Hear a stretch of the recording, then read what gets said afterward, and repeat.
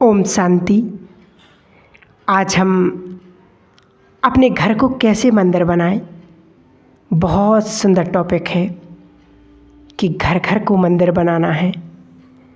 आप सभी को अपने भाग्य पर अवश्य गर्व होता होगा कि भगवान जिन्हें बहुत प्यार करता हो, जिन्हें आकर स्वयं कहता हो कि बच्चे बहुत थक गए हो, पैर दबा दूं। रोज़ हम सभी को बाबा की दृष्टि मिलती है। बाबा हम सभी को बहुत महान बनाना चाहते हैं और हम बनना चाहते हैं। तो बनाने वाले को जितनी ज़्यादा इच्छा है, जितनी ज़्यादा, यदि उतनी ही ज़्यादा बनने वालों की इच्छा हो जाए तो दोनों के संकल्प समान हो जाएंगे, तो बनना बिल्कुल सरल हो जाएगा। टॉपिक बहुत सुंदर है। घर घर को मंदिर बनाना है। माताओं को, भाइयों को अपने अपने घर को मंदिर बनाना है। सभी माताएं बहनें अपने मन में इस स्वयं को जागृत कर लें कि मैं इष्ट देवी हूँ और ये घर मेरा मंदिर है। पहले संकल्प करेंगे कि ये मंदिर है, इसे मुझे और सुंदर मंदिर बनाना है, क्योंकि आने वाला समय ऐसा है।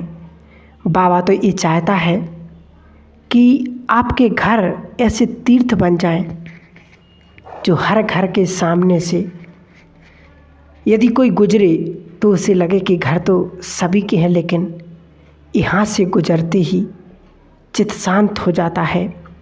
यहाँ आते ही मन में एक अलौकिक तरंगें उठने लगती हैं। ऐसा समय तेज़ी से आ रहा है जब आपके घर में लोग आएंगे और ये कहेंगे कि हमें अपने घर का पानी पिला दो, चित्त शांत हो जाएगा। हमें अपने घर में बैठने दो, आधा घंटा, 1 घंटा, 10 मिनट, हमारी समस्याएं खत्म हो जाएंगी। हमारे सिर पर जो बोझा है वो खत्म हो जाएगा। हमारे सिर पर हाथ रख दो, हम पर नज़र डाल दो, हमारे दुख दूर कर दो। बाबा कहते ऐसा समय आ रहा है। तो आप सभी भाई बहनें, ये माताओं को, सभी को एक संकल्प करना है। आप अवश्य उसे स्वीकार करेंगे कि हम अपनों के भी काम आए और अपने भी काम आए, अब संसार के काम आ जाएं, क्योंकि आने वाले दिनों में हम संसार के कुछ काम आ जाएं, दुख हर्ता बनकर उन्हें सुख दें, विघ्न विनाशक बनकर उन्हें उनके विघ्नों को हरें। ऐसी इच्छा सभी को अपने अंदर लानी है। जब दवाइयाँ काम नहीं करेंगी, पैसा काम नहीं करेगा, अपने भी काम नहीं आएंगे, तब आप सभी इष्ट देवियों के पास लोग भागे भागे आएंगे। तो स्वयं को इष्ट देवी भी बनाना है और भाइयों को इष्ट देव विघ्न विनाशक गणेश बनना है और अपने घर को भी इष्ट देवी को चैतन्य देवी बनाना है। रहने वाले चेतन देवी देवता बन जाए, ऐसा हमें मंदिर बनाना है। बाबा इस शरीर के लिए भी कहते हैं कि तुम चेतन देवी देवताएं हो और ये देह तुम्हारा मंदिर है। क्या क्या करेंगे हम? मंदिरों में जाकर लोग पुण्य करते हैं, मंदिरों में लोग भोग लगाते हैं, मंदिरों में बहुत पवित्रता होती है। किसी भी कारण से घर में यदि अशांति हुई हो, झगड़ा होने लगा हो, व्यसन लग गए हों, तो आप सभी ये विश्वास कर लें, निश्चय कर लें कि मुझ में शक्ति है अपने घर के वाइब्रेशन को मंदिर तुल्य बनाने की। जहाँ लोग शराब नहीं पिएंगे, जहाँ लहसुन प्याज की बदबू आएगी, जहाँ पाप करने से लोग, घृणा करने से लोग डरेंगे और जहाँ आते ही लोग सबका चित्त चैन शांत हो जाएगा। बाबा कहते ऐसा तुम्हें अपने घर को मंदिर समान बनाना है।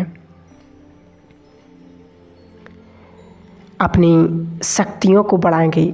सभी बाबा के बच्चे, माताएं, बहनें, भाई, विशेष ये टाइटल दिया बाबा ने कि तुम शिव शक्ति हो, तुम भगवान की संतान हो, तुम जो करना चाहो वो कर सकते हो, क्योंकि ईश्वर हमारे साथ है। वो मेरा पिता, वो परमात्मा, वो खुदा दोस्त मेरे साथ है। तो जो शक्ति शिव में है वो तुम में भी है। अपने अंदर आत्मविश्वास बढ़ाएं कि हम में शक्ति है। और सबसे बड़ी बात, ये स्वयं भगवान हमें साथ दे रहा है। बहुत ध्यान देने की बात है इस समय के लिए कि स्वयं भगवान हमें साथ दे रहा है। फ़ायदा उठाएं, यही बुद्धिमानी है और यही समझदारी है।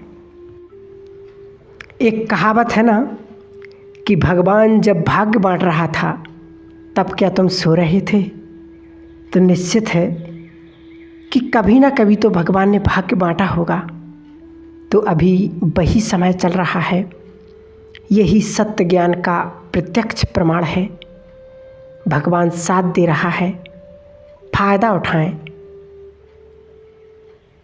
तो घर घर को मंदिर बनाने के लिए सबसे पहली चीज़, रोज़ अमृत वेले आप सभी के घर में ज्ञान योग का प्रकाश फैलना चाहिए। घर घर में अंधकार बढ़ता जा रहा है। टेंशन, तनाव, अशांति, कष्ट बढ़ता जा रहा है। आपको अपने घर में सवेरे सवेरे ज्योति जगानी है, प्रकाश फैलाना है। कोई कारण नहीं देना है कि हम सवेरे नहीं उठ पाते। रोज़ कुछ भी हो जाए लेकिन हमें उसका निवारण करना है, क्योंकि अमृत वेले सबसे सुंदर समय है जब भगवान स्वयं भाग्य बांटता है। जब हमें अनेक तरह की टचिंग देता है, अपना वरदानी हाथ हमारे सिर पर रखता है, हमारे दुख हर लेता है, समस्याओं का समाधान सुझा देता है। इसलिए समय के लिए कोई बहाना नहीं। तो कौन कौन उठेंगे और कौन कौन उठते हैं हमें ज़रूर बताएं कमेंट करके। और सवेरे उठते ही एक काम और करना है, सारे संसार को दुआ दे दो कि मैं इष्ट देवी हूँ, पूर्वज हूँ, विश्व कल्याणकारी हूँ। 3 स्वयमान बहुत सुंदर हैं। अपने को याद दिलाकर सारे संसार को दुआ दे दो, सबके कष्ट दूर दूर हो जाए, सबका जीवन सुखों से भर जाए, सभी के विघ्न समाप्त हो जाएं और सभी भी रोग नष्ट हो जाएं, सब आगे बढ़ें। ऐसी दुआएं, अच्छी अच्छी दुआएं दो तो तुरंत परिणाम आपको मिलने लगेगा। आपको सुखद फीलिंग आएगी। जिन्होंने आपको कष्ट दिया, जिन्होंने आपको दुख दिया, जिन्होंने आपको परेशान किया, धोखा दिया, उनका भी कल्याण हो। यदि आप सब चाहते हैं हमें सब सम्मान दें, प्यार दें, तो उसके लिए 2 अभ्यास, 2 स्वयमानों का अभ्यास करें और सभी को आत्मिक दृष्टि से देखें। दिन में 2 बार अपने को देखें, शांति से सबको देखो कि ये आत्माएं हैं और मैं एक महान आत्मा हूँ। विचार बदल दो तो हमारा संसार बदल जाएगा। अपने घर के वाइब्रेशन ऐसे बनाना सब कुछ अलौकिक हो जाए। एक काम और अपने घर में रोज़ करेंगे, भोग लगाएंगे और भोग ऊपर नहीं ले जाएंगे, ऊपर वाले को नीचे बुलाएंगे। ये लक्ष्य बना दो। 5 बारी बाबा को हम ज़रूर अपने घर में बुलाएंगे। जिस घर में 5 बार भगवान आने लगे, वो घर तो मंदिर वैसे ही बन जाएगा, महान तीर्थ बन जाएगा। सोचो, सभी ध्यान देना, ये नहीं कि हम तो भूल गए। भगवान का आह्वान करेंगे, घर को पुण्यों से